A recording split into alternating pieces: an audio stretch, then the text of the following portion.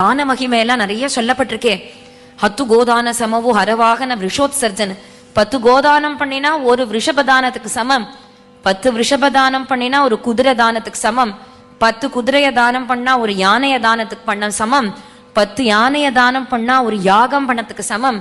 10 யாகம் பண்றதுக்கு சமம் ஒரே ஒரு ஹரிபக்தருக்கு தன்னோட பெண்ணை கன்னிகா தானமா பண்ணி கொடுக்கறதுக்கு சமம்.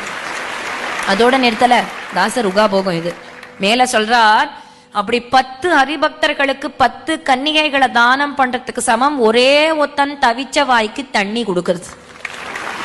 ஒத்தன் அம்மா தாகம்மா தாகம் அப்படின்னு சொல்லின்னு வந்தா அவனோட தவிச்ச வாய்க்கு தண்ணீர் கொடுக்கறது இவ்வளவு புண்ணியமா.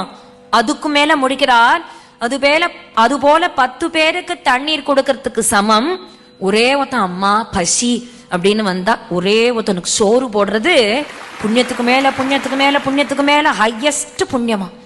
அதனால நீங்க அன்னதானத்தை எடுத்துக்கலாம்.